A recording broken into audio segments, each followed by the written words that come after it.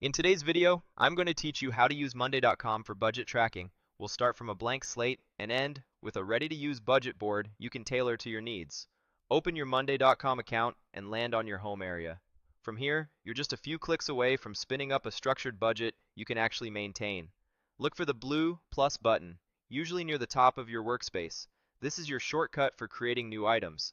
Click it, choose to create a board, and then pick the option to start with a template.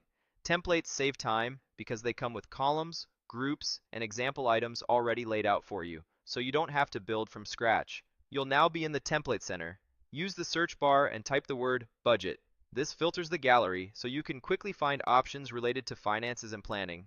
When the results load, hover near the bottom of the page to locate the budget plan template. A quick hover and preview helps you get a sense of the structure. Typically, you'll see groups, items, and columns like status and numbers that work nicely for expense categories and amounts.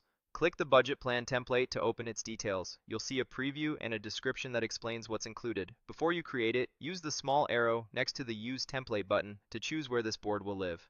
Selecting the proper workspace destination keeps your team organized and ensures the right people have access. It's a small step that prevents headaches later. When you're ready, click Use Template. Monday.com will create a new board from that template, and it should open automatically. Now, let's personalize it so it reflects your budget. In the first group, you might see a generic name like Project 1. Click that title and rename it to something meaningful, such as Month 1. Clear, consistent names make it easier to scan your board at a glance and keep periods or projects separated. Next, click the first item, which may be labeled Task 1, and replace it with a real expense category. For example, type electricity. Think of each item in this group as a budget line you'll track. Then click the second item, often Task 2, and rename it to Food. Continue adjusting these placeholder items into the categories you actually use.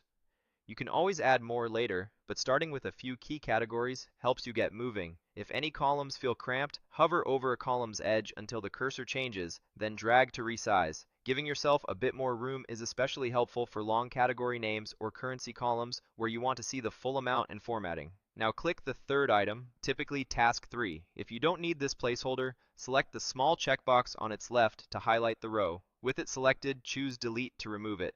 Monday.com will ask you to confirm, click Delete again. Keeping your board free of unused rows makes totals and summaries easier to read. If you remove something by mistake, check your account's recycle or trash area.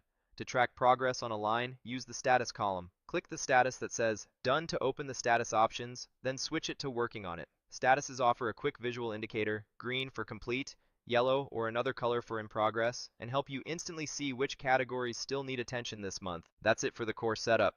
You navigated to the Template Center, created a budget plan board, placed it in the right workspace, renamed your first group to Month 1, converted sample tasks into real expense categories like electricity and food, resized a column for clarity, cleaned up an unused row, and adjusted a status to reflect work in progress. With this foundation in place, you can fill in amounts, refine categories, and keep your budget board updated as your month unfolds.